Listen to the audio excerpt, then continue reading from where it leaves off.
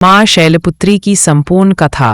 पूर्वजन्म देवी सती। माँ शैलपुत्री का जन्म सती के रूप में हुआ था। सती प्रजापति दक्ष की कन्या थी और परम पिता ब्रह्मा की संतान परंपरा में जन्मी।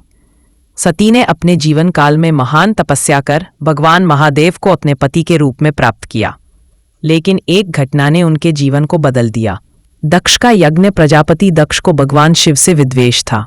उन्होंने एक विशाल यज्ञ का आयोजन किया और सभी देवताओं, ऋषियों, महर्षियों को आमंत्रित किया, लेकिन शिव और सती को निमंत्रण नहीं दिया। सती ने यह सुनकर अपने पति शिव से यज्ञ में जाने का आग्रह किया।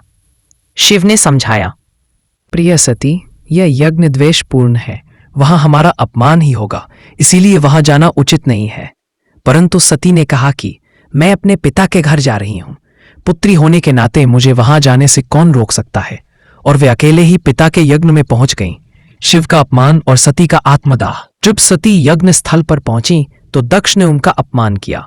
उन्होंने भगवान शिव के लिए अपशब्द कहे। यह सुनकर सती का हृदय अग्नि की तरह जल उठा। उन्होंने सभा के सामने कहा, जिस देह से मेरे पति का अपमान सहना पड़ा वह मेरे लिए अब बोझ है।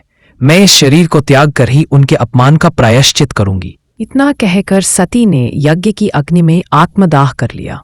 यह देखकर देवता, ऋषि और उपस्थित सभी स्तब्ध रह गए। भगवान शिव को जब यह समाचार मिला तो वे क्रोध से तांडव करने लगे और दक्ष का यज्ञ नष्ट कर दिया। पुनर्जन्म शैलपुत्री। सती ने अगले जन्म में हिमालय राज और मेनावती के घर जन्म लिया। पर्वतराज की कन्या होने के कारण उनका नाम पड़ा शैलपुत्री। बचपन से ही वे अत्यंत तेजस्विनी और भक्तिमयी थीं। उनका स्वरूप अत्यंत पवित्र और शालीन था। वे अपने दाहिने हाथ में त्रिशूल और बाएं हाथ में कमल पुष्प धारण करती हैं। उनका वाहन वृषभ बैल है। वे सौम्यता और गंभीरता की प्रतिमूर्ति है। तपस्या और पुनः शिव से विवाह। किशोरी अवस्था से ही शैलपुत्री के मन में भगवान शिव के प्रति अद्भुत आकर्षण था। उन्हें पूर्व जन्म की स्मृति भले धुंधली हो, लेकिन हृदय में शिव के प्रति गहरा अनुराग था। उन्होंने पर्वतराज हिमालय की गुफाओं में जाकर कठोर तपस्या आरंभ की। वर्षों तक केवल पत्ते खाए, फिर केवल जल पर रहीं और अंततः वायु का ही आहार लेकर ध्यानस्थ रहने लगीं। उनकी तपस्या और निष्ठा से प्रसन्न होकर भगवान शिव ने उन्हें पुनः पत्नी रूप में स्वीकार किया। इस प्रकार देवी सती ने शैलपुत्री रूप में जन्म लेकर अपने प्रिय भगवान शिव को फिर से प्राप्त किया। नवरात्रि में महत्व। नवरात्रि के पहले दिन मां शैलपुत्री की पूजा होती है। इनकी उपासना से मनुष्य के भीतर आत्मबल और धैर्य आता है।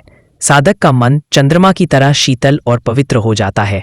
भक्ति पथ की यह पहली सीढ़ी मानी जाती है। प्रतीकात्मक अर्थ। त्रिशूल संकल्प, साहस और कर्तव्य का प्रतीक है। कमल पुष्प निर्मलता और शुद्धता का प्रतीक है। वृषभाहन धर्म और स्थिरता का प्रतीक है। चंद्रमा से संबंध शांति और मन की स्थिरता प्रदान करते हैं।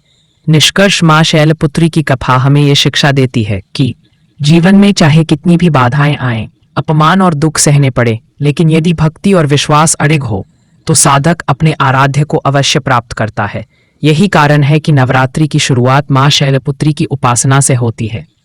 वीडियो पसंद आया तो वीडियो को लाइक और चैनल पर नए हो तो सब्सक्राइब करें और कमेंट में प्यार से जय माता दी लिख दो।